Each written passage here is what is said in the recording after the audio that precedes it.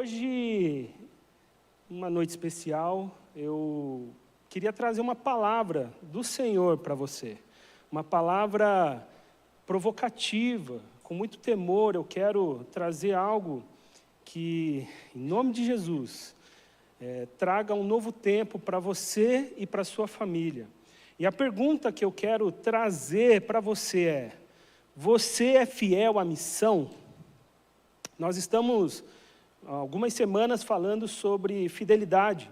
Semana passada eu tive a oportunidade de ministrar no culto das 9 e eu meditei sobre até onde vai a sua fidelidade. Qual é o limite? E hoje eu quero te provocar a pensar: você é fiel à missão? Você é fiel à missão? Daí você pergunta: pastor, que missão é essa? E é sobre isso que nós vamos conversar essa noite. Se o Evangelho dependesse de você, onde estaríamos hoje?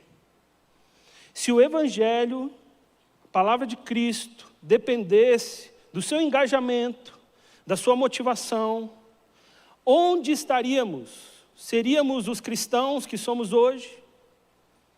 Se dependesse da atuação do Evangelho através da sua vida, lá no seu condomínio, no seu trabalho, do seu testemunho, da sua fidelidade à missão, onde estaríamos hoje?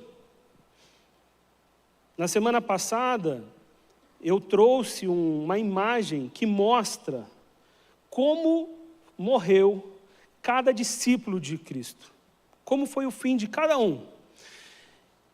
E quase todos, com exceção de um, que morreu numa ilha, todos eles foram até o limite.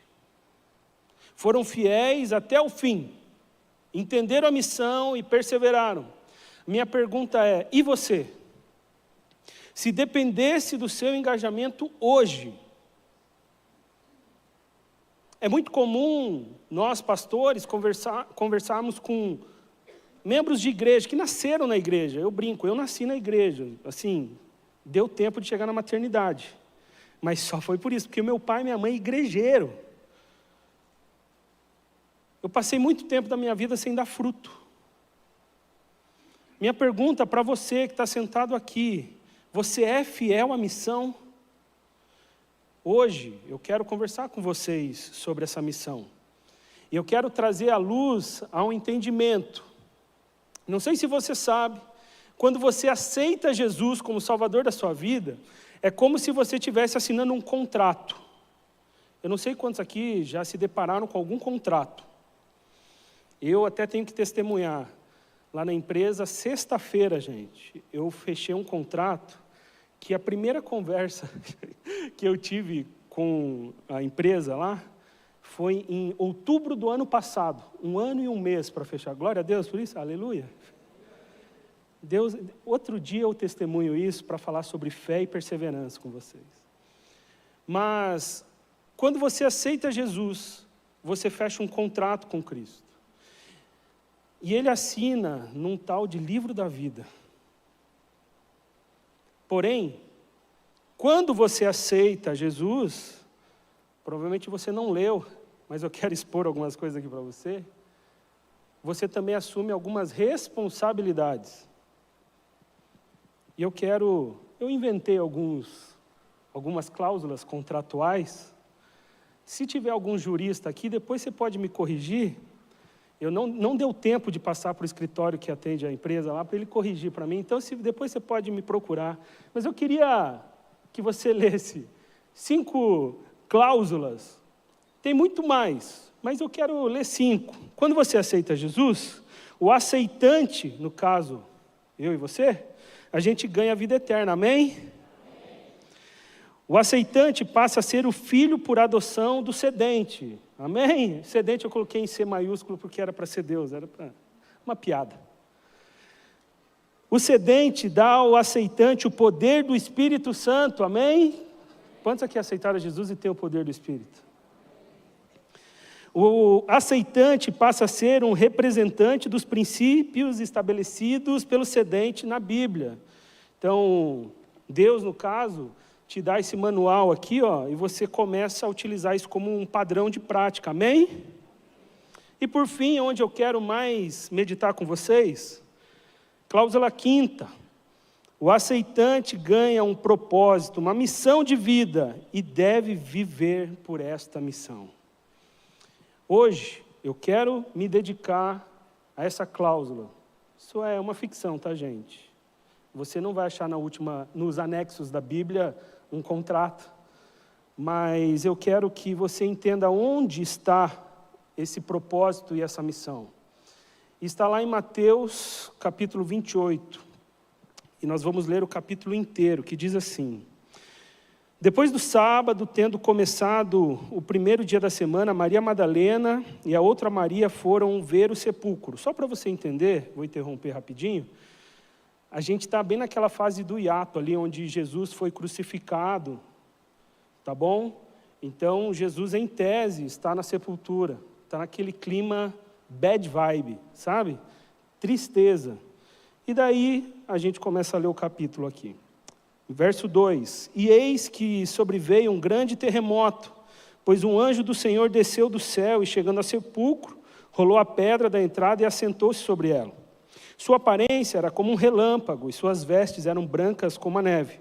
Os guardas tremeram de medo e ficaram como mortos.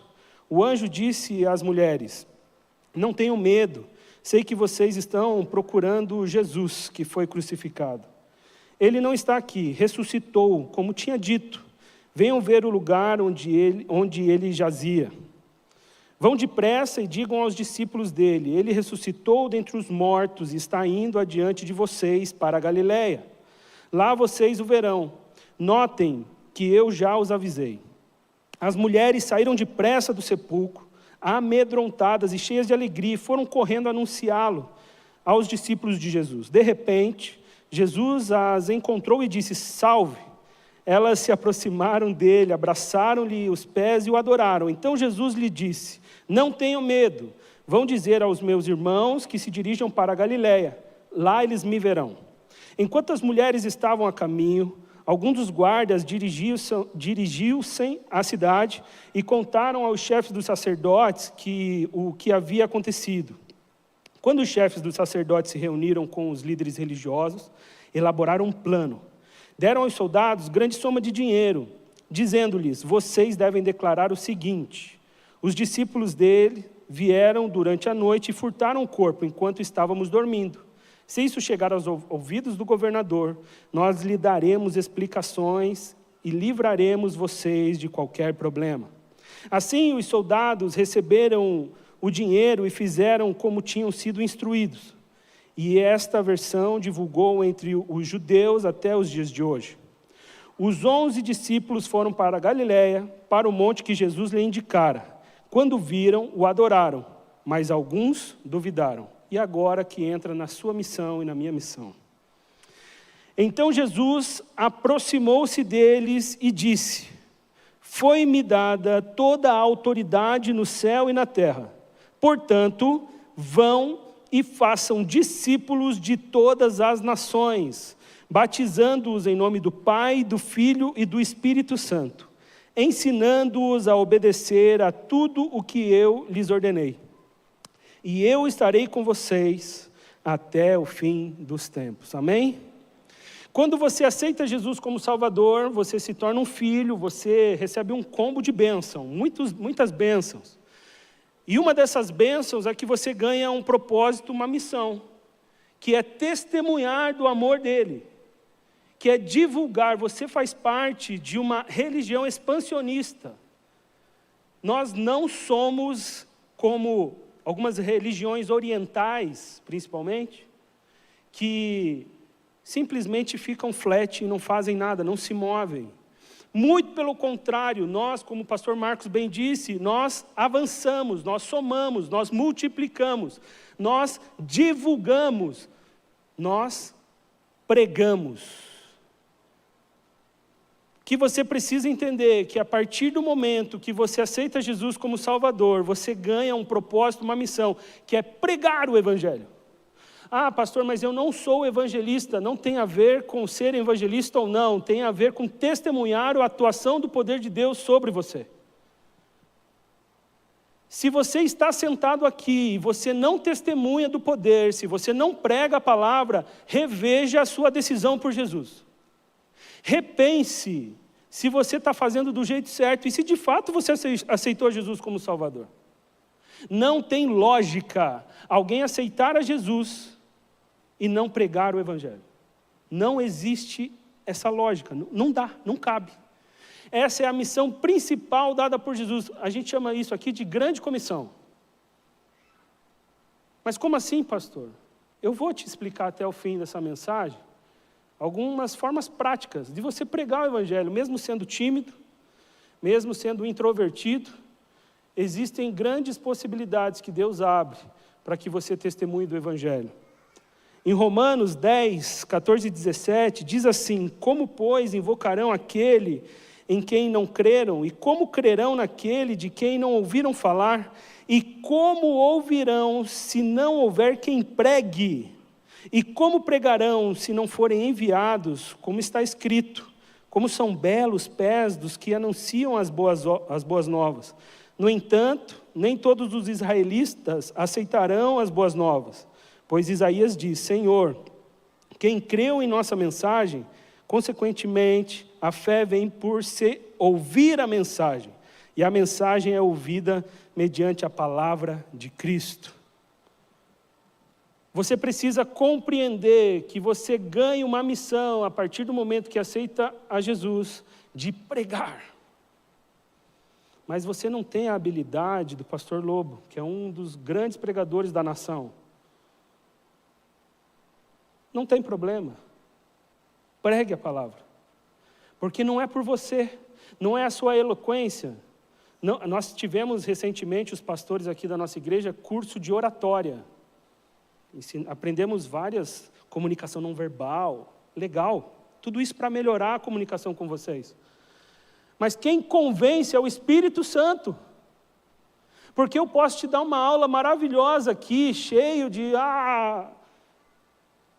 Se não tiver unção, eu sempre penso, o momento onde eu tenho a convicção que a palavra vai chegar no ouvido de quem está me ouvindo, é vindo para cá no carro, eu coloco um momento de adoração, eu esqueço da mensagem, eu começo às vezes a chorar lá naquele carro, e quando eu choro é porque o Espírito Santo vai mover, e hoje eu chorei. Então assim, espero que ele fale ao seu coração essa noite. Mateus 10, 7 a 8, por onde forem, preguem esta mensagem, o reino dos céus está próximo, curem os enfermos, ressuscitem os mortos, purifiquem os leprosos, expulsem os demônios, vocês receberão de graça, deem também de graça. Romanos 1, 16, 17, não me envergonhe do Evangelho, porque é o poder de Deus para a salvação de todo aquele que crê. Primeiro os judeus, depois o grego, porque no Evangelho é revelada a justiça de Deus, uma justiça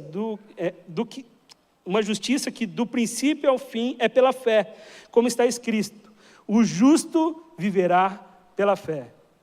Talvez você esteja se perguntando, pô pastor, mas como que eu prego esse Evangelho? Eu trouxe aqui, eu estava lá no meu escritório lá em casa, e eu falei de contrato, não falei de contrato? Uma das formas mais interessantes de falar do Evangelho é testemunhando do poder de Deus.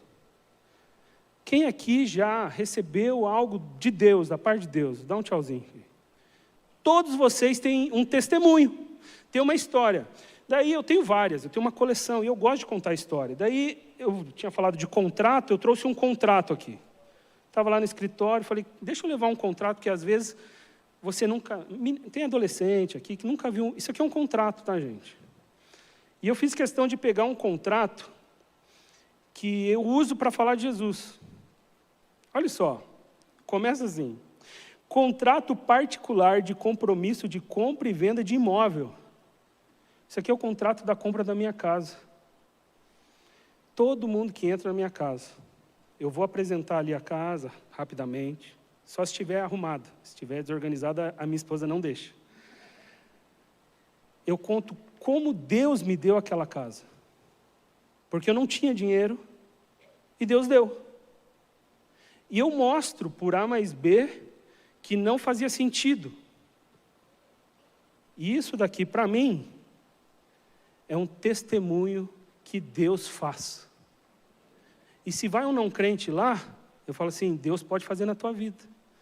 Baixa sua cabeça, fecha seus olhos, deixa eu orar. Não, eu não faço isso. Testemunhar daquilo que Deus fez. Isso aqui é um contrato. Muita gente tem contato. Se tiver corretor aqui, corretor ama esse tipo de coisa. Que é um testemunho de uma venda que ele fez. Deixa eu te falar. Deus tem te dado várias histórias. E por que você não compartilha dessas histórias? Por que você não compartilha de um Deus que faz, de um Deus que promove, de um Deus que transforma? Talvez você chegou aqui alguns anos atrás e você era um alcoólatra e Deus te libertou e agora uma nova vida nasceu em você. Por que você não testemunha disso? Talvez você chegou aqui com seu casamento destruído e Deus foi lá e transformou esse casamento e fez algo novo. Por que você não testemunha disso para o teu condomínio? Nós estamos chegando no Natal e pensa numa época boa de falar de Jesus, porque tudo é Jesus, né? Lá em casa a gente está ensinando as meninas de maneira intencional e semana que vem nós vamos entregar um calendário de advento, né, na Rally, para as crianças, para você ministrar na vida dos seus filhos, do dia 1º até o dia 25, que Natal é Jesus nasceu. Nós lá em casa, a gente tem por hábito, eu e a Julie, nós compramos um presente de Natal e damos de presente para os nossos vizinhos. Um presente com uma cartinha explicando que Natal é Jesus nasceu e Ele pode nascer no coração deles também. Minha pergunta, por que você não faz isso? Qual a dificuldade de comprar um chocolate? 13º vai chegar, gente. Compra um chocolatinho melhor, um Cacau Show, né? Chega para o seu vizinho, aquele que reclama de tudo. Fala assim, eu quero te dar um presente. Jesus. E um chocolate também. Vocês estão entendendo que não é complexo? Muito pelo contrário, é bem simples. Porém, tem mais textos. Mas eu vou seguir adiante. Grandes evangelistas, que fizeram grandes cruzadas evangelísticas,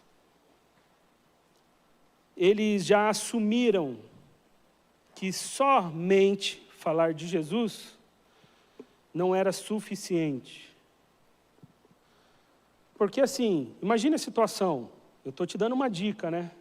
Chegar no seu vizinho, e chega lá no vizinho, olha aqui, ó, um chocolate, uma carta, e esse vizinho começa a chorar na tua frente. Imagine que cena linda. Cara, era isso que eu precisava. E ele fala assim, eu quero esse Jesus. E vai acontecer, amém? O que você vai fazer? Você vai chorar com ele? Ou você vai trazer aqui na igreja, chega para o pastor João, integração, Cris, está aqui, ó, resolve. Deixa eu te falar, a grande comissão que nós lemos em Mateus 28 diz, para que sim, a gente com autoridade pregue, mas que a gente discipule, ensinando a obedecer. Existe uma responsabilidade que você vai ter com o teu vizinho, com a tua vizinha, teu colega de escritório. Existe uma responsabilidade. Eu lembro de um menino que aceitou a Jesus, e ele era um cara que estudava filosofia, pensador, assim, cara. Ele chegava com umas perguntas para mim, e muitas vezes eu falava assim, cara, você me dá uns dias para eu poder te responder, porque eu não tinha conteúdo para as questões dele. Porém, eu tive que assumir a responsabilidade. Fale de Jesus, pregue a palavra em tempo e fora de tempo. Pregue sempre. E assuma a responsabilidade, porque Deus vai dar fruto para você. Deus vai trazer pessoas. E aí, o que você vai fazer? Quero ler alguns textos. Essa citação, gente, está nesse livro aqui. Eu trouxe ele também. Ele é um livreto, olha o tamanho. O nome do livro é A Formação de um Discípulo. É um livreto, talvez, pastor, não sei, estou ousando aqui. A gente poderia até comprar alguns e colocar ali para vender, porque ele é bem barato. E talvez discipulado, essa expressão, esse termo é algo novo para você. Ele é um guia prático de como você discipula alguém. E ele tem algo nesse livro que eu achei muito interessante. Discipulado cristão é um relacionamento de mestre e aluno, baseado no modelo de Cristo e seus discípulos, no qual o mestre reproduz tão bem no aluno a plenitude da vida, que tem em Cristo que o aluno é capaz de treinar outros para que ensine outros. Deu para entender a lógica? Um discipulador, ele ensina, ele tem um relacionamento de mestre, e ele faz isso tão bem e tão naturalmente que as pessoas que surgem desse discipulado começam a discipular também. É uma coisa maluca, eu não sei quantos já viveram discipulado. Eu posso testemunhar inúmeras histórias de meninos que eu acompanhei 8, 9 anos. Esses dias um veio ministrar louvor aqui. Foi muito legal, ele é um cara que caminha comigo há muitos anos. Eu tive presente em várias situações na vida dele, inclusive eu fiz o casamento dele. Foi uma experiência sensacional. Discipulado, esse processo de ensino é fundamental na caminhada cristã. A palavra de Deus diz em Gálatas 6:6, o que está sendo instruído na palavra, partilhe todas as coisas boas com aquele que o instrui. João 15:8, meu Pai é glorificado pelo fato de vocês darem muito fruto, e assim serão meus discípulos. Tem um texto, eu não pus aqui, mas é um texto que eu amo demais, que está lá em Salmo 1. Vocês lembram de Salmo 1? E ele fala, como é feliz aquele que não ouve o conselho dos ímpios. Vocês lembram? Não imita a conduta dos pecadores, não se assenta na roda dos zombadores, antes tem o seu prazer na lei do Senhor, e nessa lei medita dia e noite. E ele fala assim no fim, serão como árvores plantadas junto águas correntes, que dará fruto no tempo. Eu gosto muito desse salmo, porque eu chamo ele de o segredo da felicidade. Como é feliz aquele. E ele diz ali no fim que nós seremos como fruto, como árvores, que geraremos frutos. Eu tenho uma história, os jovens já ouviram essa história, vou contar para vocês. Eu e a minha esposa, a gente ama viajar. Sempre que dá, a gente está viajando, a gente organiza a nossa vida para viver essas experiências. E eu fui criado, não sei se alguém aqui vai saber, fui criado em Pinhais, num bairro chamado Veisópolis. Quando a gente chegou lá, era uma quebrada, agora está legal, agora tem até asfalto. Mas nas antigas era barra pesada. Eu tenho muitos amigos que não estão mais entre nós porque vendiam coisas ilícitas. Era natural isso ali. E o que acontece? Eu tinha um sonho, por ser viajante, de conhecer uma cidade específica. E eu lembro o dia que eu consegui vencer, eu brinco, né? A favela venceu. E eu cheguei na cidade que eu sonhava conhecer. E foi muito feliz, foi um dia feliz para mim. Cheguei, olhei, falei, nossa, não acredito que eu estou aqui. Encontrei um amigo meu de infância do Veisópolis lá também. Olha a doideira. Aí a gente venceu. E foi um dia muito feliz para mim. Mas deixa eu explicar algo. A felicidade veio e a felicidade foi. Foi um momento de alegria, né? Quando eu voltei para casa, dias depois, eu peguei um Uber, chamei lá, e no caminho, eu falei de Jesus para o motorista do Uber. Pensa num lugar bom, acho que esses caras eles são evangelizados o dia todo, né? E eu falei de Jesus para aquele motorista, ele confessou que ele estava numa fase bem complicada da vida. E ele me deixou no estacionamento. Falei, cara, espera um pouquinho. Fui correndo, peguei uma Bíblia para dar de presente para ele, voltei e dei. E esse cara fez uma oração de entrega ali no estacionamento, chorando. E não é hipocrisia minha. A alegria que eu senti naquele estacionamento era infinitamente maior da alegria que eu senti quando eu cheguei naquela cidade que era o meu sonho chegar. E eu lembro que depois dessas sensações, eu orando, o Espírito Santo foi muito claro comigo. Ele falou assim, Rômulo, a sua alegria foi muito maior porque você estava naquele momento cumprindo o seu propósito. Eu não fui chamado para ser um viajante e estar nos melhores hotéis. Não foi para isso que Deus me chamou. Eu não estou nessa terra para ganhar dinheiro. Se você está aqui, empresário, na minha frente, está achando que o seu propósito de vida é ganhar, é fechar contrato, você está equivocado, porque é um saco sem fundo. Eu me senti muito mais realizado naquele estacionamento, porque o meu propósito é ser árvore frutífera. Por isso que você vai conversar com missionários, o pastor Cláudio está aqui, coordena missionários no Paraná. Muitas vezes o missionário está passando apurado, passando uns perrengues, e você vai conversar com ele, o cara feliz, assoviando, dando risada. Você fala assim, como assim, cara? Não faz sentido, não fecha a conta. Eu tenho amigos missionários espalhados no mundo inteiro, eu ia conversar com os caras alegres, felizes, cumprindo o propósito, dando fruto. Às vezes você está aqui, e gente, com muito temor que eu falo isso, talvez a solução da sua depressão é sair falando de Jesus para as pessoas. Eu não estou tirando, é com muito temor que eu falo isso. A parte clínica, eu entendo, compreendo e respeito. Mas enquanto você se sente perdido, eu falo muito isso para os jovens. Pastor, eu não sei direito o meu propósito. Cara, sai falar de Jesus. Começa aí a usar a internet, falar de Jesus. Você vê tanta besteira. Por que você não usa as redes para falar do Evangelho?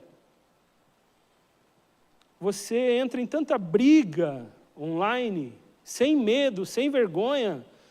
Por que você não usa isso para falar de Jesus? Eu não me envergonho do Evangelho, porque ele é o quê? Poder. Esse poder é ele que te dá autoridade. Como eu disse no começo, não é a sua habilidade, é o poder. O Espírito estará com você, e não sou eu quem estou dizendo isso. Atos 1:8. Jesus vem, antes de ir embora, antes de ir lá para o céu, ele dá a última orientação para os discípulos. E ele fala assim, mas receberão poder, quando o Espírito Santo descer sobre vocês, e serão minhas testemunhas em Jerusalém, em toda a Judéia e Samaria, e até os confins da terra. Quando ele fala esse poder, para os jovens, isso que eu vou falar já é repetitivo, de tanto que eu falo para eles. A palavra poder no grego é o dunamis. Alguns especialistas dizem que esse dunamis, essa palavra poder, ela só pode ser explicada de maneira material, mais ou menos como o sol, porque significa um poder explosivo e permanente. Nunca ninguém chegou perto do sol. Sabe por quê? São milhões de explosões nucleares que estão acontecendo simultaneamente. É tanto poder que, se você chegar perto... Agora eu vou te perguntar. Se esse poder, esse dunamis, ele está dentro de você, tem como, olha aqui, tem como você no escritório trabalhando, alguém não perceber que tem um poder, tem um sol dentro de você? Tem como? Não, me responda. Tem como alguém no seu condomínio não perceber que tem um poder sobrenatural naquele apartamento, lá naquele bloco, tem como? Impossível. E a minha pergunta para você hoje é: por que as pessoas não estão te notando como servo de Jesus? Por que esse poder, esse dunamis? Por que não é uma verdade na sua vida? Entenda qual é a sua missão. Sua missão, seu propósito é pregar o Evangelho e discipular as pessoas. Isso é a sua missão. Pregue, discipule, sirva, dê fruto. Um último testemunho. Há alguns anos Deus tem falado para mim qual é o meu propósito real. E eu tenho dedicado a minha vida de maneira intensa a formar pessoas, a discipular pessoas.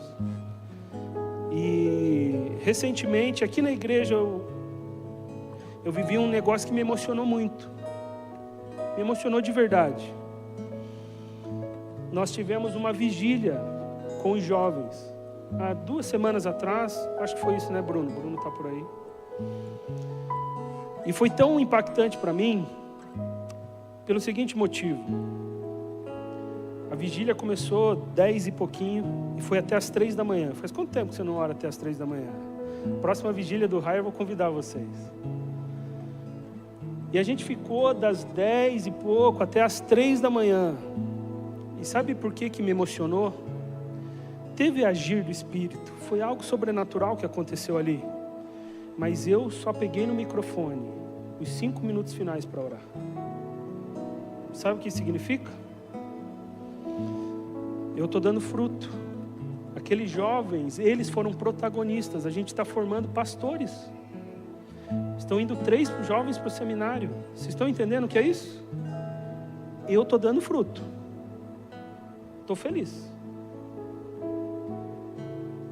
Esses dias veio um amigo conversar com os pastores aqui, um psicanalista, e ele fez uma pergunta para o grupo de pastores que estavam juntos. Ele falou assim: se você hoje tivesse 50 milhões na conta, aonde você estaria? Ele falou isso para os pastores.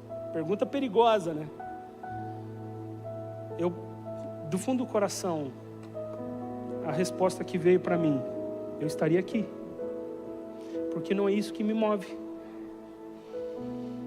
Eu estaria aqui. Até ele brincou, talvez a gente tivesse um carro diferente no estacionamento, né? Talvez quando eu saísse daqui, amanhã, dia de folga, a gente ia para um outro apartamento. Mas eu estaria aqui. Porque o que me move é o propósito, é a missão. Minha pergunta, para a gente orar: você tem sido fiel à missão que o Senhor tem te dado? A grande comissão, você tem desempenhado a grande missão, a comissão? Você tem testemunhado esse poder sobrenatural? Tem atuado na sua vida? Você é uma referência no seu trabalho, no seu condomínio? Se não, meu convite é: repense hoje o evangelho que você está vivendo. Pare de se enganar, porque Deus você não vai enganar de jeito nenhum. Quero te convidar por um instante, ficar em pé, fechar os seus olhos, abaixar sua cabeça e se concentrar no Espírito Santo de Deus. Por um instante, faça o que o salmista uma vez fez. Comece a falar: sonda-me, Senhor, conhece meu coração. Quando a banda ministra uma canção, eu quero te convidar a estar em oração. Talvez hoje repensando o seu evangelho. Repensando se você de fato tem sido fiel à missão. Deixa o Espírito Santo de Deus falar ao seu coração.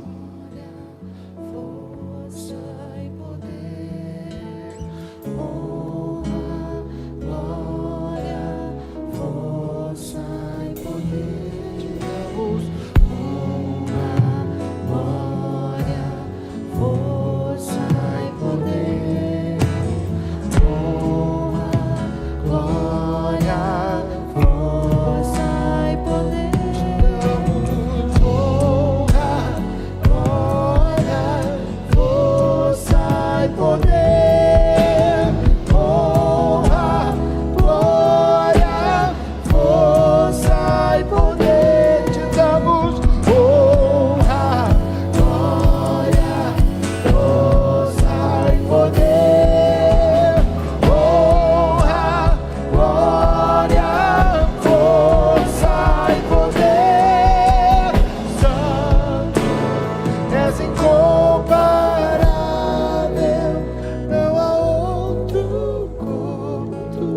Deus tem uma pergunta para você hoje.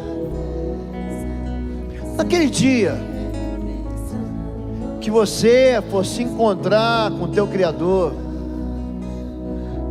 qual vai ser a desculpa? Você vai querer dizer para Deus que você não ganhou ninguém para Jesus. O ano de 2024 está encerrando. Domingo que vem é o primeiro dia do último mês, dia de ceia. E você não ganhou ninguém para Jesus. Você não falou de Jesus para ninguém. Você não conseguiu levar ninguém da sua família. Será que você não conseguiu levar a paixão que está dentro de você? O pastor pregou que tem um poder dentro de nós, gente. Está aqui dentro. Você não ganhou ninguém. Você foi incapaz de se relacionar num propósito de fazer um discípulo. Tem gente que não consegue ganhar nem um filho, nem a mãe, nem o pai. Está dentro de você. Eu vou fazer de novo a pergunta que o pastor trouxe aqui para a gente. Se o evangelho dependesse de você, só você, aonde que a igreja está hoje? Precisa ser inteligente. Olha para o seu pastor. Eu não prego para inteligência, eu não prego sabedoria, a gente prega o coração, porque todo mundo tem coração. O inteligente, o tolo tem coração, quem estudou tem coração, quem é analfabeto tem coração, o juiz tem coração, o réu tem coração, o médico tem coração, o paciente tem coração, você tem coração. Prega o coração, discipule. O Espírito de Deus está aí. O Espírito Santo da promessa entrou em você quando você recebeu Jesus. Tem poder aí. Agora o que falta para você? A coragem para explodir. Fale. Jesus diz: se eles rejeitaram a mim, rejeitarão também a vós outros. Mas se eles creram em mim, também crerão em vós outros. Ainda há tempo. Quero fazer um apelo aqui. Nós vamos continuar cantando. Eu quero ganhar a pessoa para Jesus. Se você tem isso no seu coração, você vai sair do seu lugar. Nós vamos orar por você. Quero discipular uma pessoa, quero ver fruto na vida dela. Sai do seu lugar, a gente vai orar por você. Pastor, eu quero esse poder do Espírito para falar com as pessoas.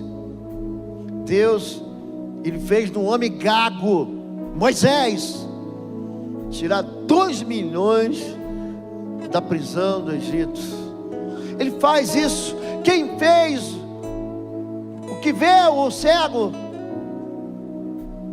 que fala o mudo, não é o Senhor. O Senhor foi com Moisés, vai ser com você também. Quantos querem isso? Você quer de verdade apresentar? Senhor, eu quero aprender isso, eu quero do teu Espírito Santo. Se você quer isso, levante sua mão, diga: eu quero. Que se eu mover para todos, então sai do seu lugar, vem aqui à frente. Vamos continuar cantando. Nós vamos fazer uma oração para a gente encerrar. Vamos pedir para que Deus derrame sobre sua vida desse poder. Existe muita gente para ser alcançada. Existe muita gente para ouvir o Evangelho. Existe muita gente ainda que ainda falta chegar no aprisco do Senhor. É você que Deus vai usar. É você. Não é o pastor, não é o seminarista, não é o teólogo. É você. É o teu testemunho. É aquilo que Deus fez na sua vida. É aquilo que Deus faz na sua história através da sua vida.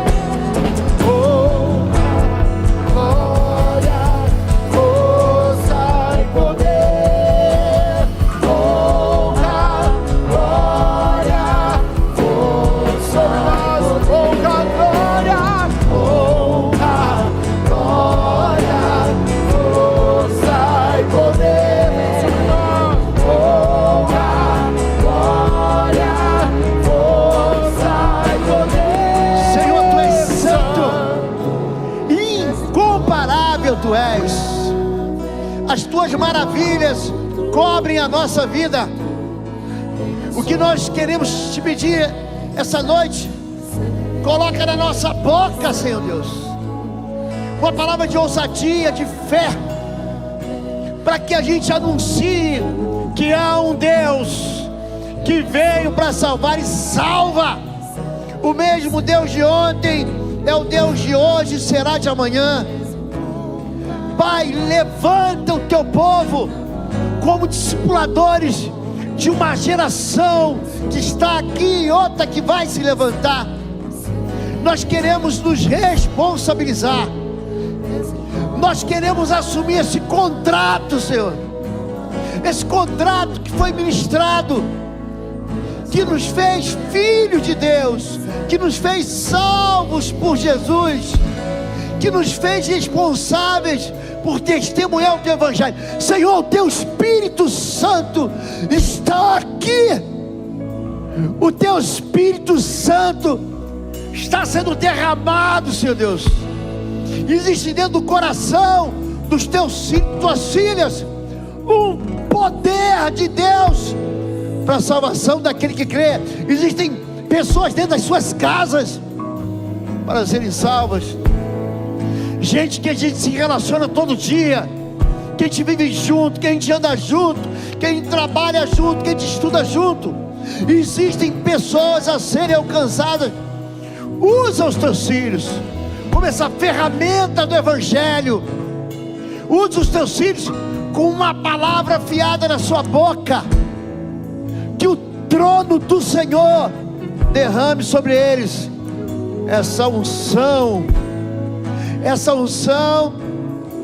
que comove, que transforma os corações, em nome de Jesus. Amém. Você crê nisso? Então diz um amém, diz assim: eu vou anunciar as boas novas do reino. Eu vou anunciar que a minha vida era torta e Deus consertou. Eu vou anunciar que eu era doente, mas Deus me curou. Eu vou anunciar que há um lugar de vida eterna para aquele que crê. Deus abençoe sua vida. Levante sua mão. Eu abençoo cada um de vocês. Eu abençoo tudo aquilo que está ligado à vida de vocês. Eu abençoo teus sonhos. Eu abençoo essas vidas que vão ser alcançadas por vocês. Eu abençoo um rastro que você deixa de testemunho com a sua vida. Eu abençoo esse perfume. É isso que exala, essa fragrância que você deixa o bom perfume de Cristo, para que todos vejam as suas boas obras e glorifiquem ao Pai que está nos céus. Eu abençoo a tua palavra quando você falar de Cristo e do amor de Deus.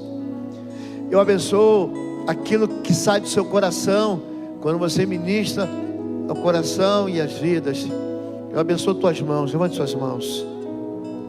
Isso tem que ser verdade na vida do crente. Imporão as mãos sobre os enfermos, purificarão os leprosos, expulsarão demônios. É o reino de Deus que segue atrás de você. Esse é um sinal que segue a tua vida. Eu te abençoo em nome de Jesus.